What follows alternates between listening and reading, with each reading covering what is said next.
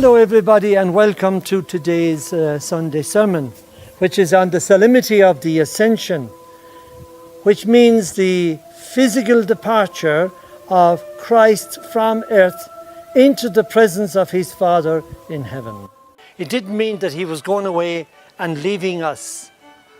And before he left, he asked his disciples, "Go ye therefore and proclaim the good news to all nations, baptizing them in the name of the Father and of the Son and of the Holy Spirit, teaching them to observe all that he had commanded them to do." The Ascension Day is traditionally celebrated on a Thursday, the 40th day of Easter.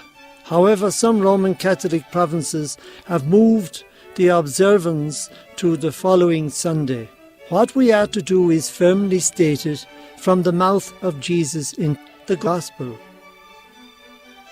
I quote, "Go therefore and make disciples of all the nations, baptizing them in the name of the Father and of the Son and of the Holy Spirit, teaching them to observe all that I have commanded you." End of quote. This was said to a small band of people such as the 11 apostles. Pope Francis said on the 13th of May 2018, I quote, "This mission begun by the apostles has been carried out by their successors throughout the ages and continues even today. It requires the collaboration of all of us." End of quote. As reported by Christopher Wells of Vatican News. How do we collaborate with the bishops and the priests in this great mission of making disciples of all nations? Us, mere Christians, mere Catholics.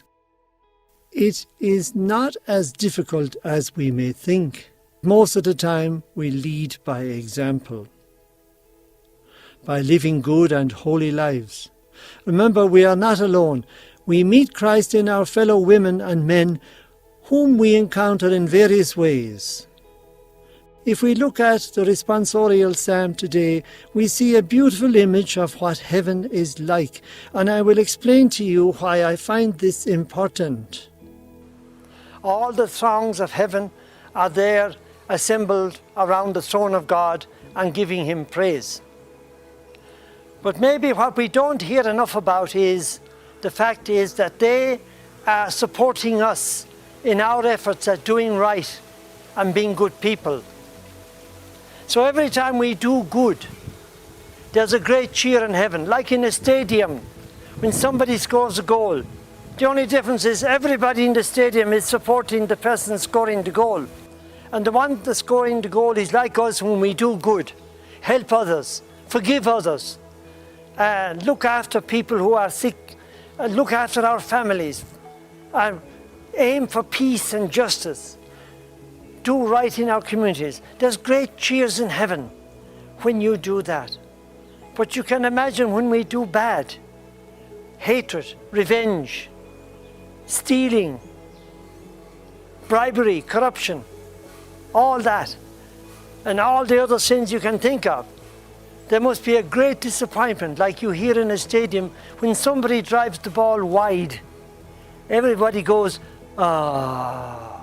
And this maybe is what's happening. Let's use our imagination to get this point across. There's no harm in using our imaginations. Our imaginations lead us to the truth as well. That's why fairy tales and child's stories were all with a great message. The message of truth. Just use your imagination that when you're doing good, you have a great crowd behind you, cheering you on. But when you do bad, there is a great sense of disappointment among the saints and the angels. And remember all the saints, the communion of saints, all the wonderful people that are there, the ones we commemorate and love, St. Francis, St. Thomas Aquinas, St. Patrick, etc., etc., all the saints. They're there clapping and praising us. But then when we do bad, they feel so disappointed. Remember to think about God and God issues. The more He is in our mind, the more we become like Him. A good example of experiencing God's love, if there is sunshine, take a little chair, go out and sit for a moment or two or three and sit in the sun. Close your eyes. Allow the heat to soak into your body. This is the love of God. This is like the love of God enveloping you and infusing itself into your very being. I would advise that we don't look at the Ascension as this lifting up of Jesus and ascending like the rockets that we sometimes see going into space. Although there is no harm in that. Yet the most important thing to meditate on is that Jesus is back in His rightful place in heaven, and that He is at the same time very near to us. In our first reading today from Acts of the Apostles, it is described that Jesus went up to heaven, and the disciples and the apostles were there looking up, and two angels appeared, and they said, "Why are you there looking up into heaven? The one that has gone up there will come back in the same way." And that's what we're celebrating today. And then the angels said, "Go back to Jerusalem. Remember what He told you to do." And the disciples went back to Jerusalem, and they waited for the Holy Spirit, which we will be celebrating next Sunday. Like the disciples, we may be living in the past. Like looking up is like looking into the past and say, "Oh, I wish He was still here. Oh, I wish I could go back to those old days.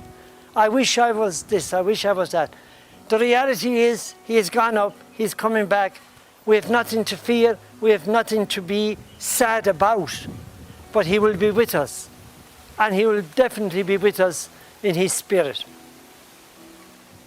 So we get on with our lives when bad things happen, and when we find that we are still here and we are still living and breathing. We may not be totally fully fit, yet we are here, and God has given us another chance if we have been sick and now we are okay, or even if we are still sick and there's no hope for us. Let's put it all in God's presence. Don't live and wallow in self-pity. Jesus is with you.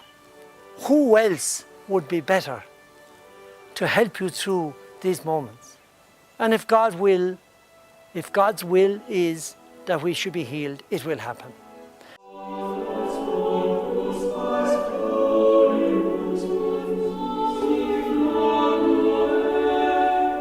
And finally, I would advise everyone listening and looking not to look upon the Ascension as a lifting up of Jesus and going out into space, like we see the rockets nowadays on TV and from Cape Canaveral and all these places.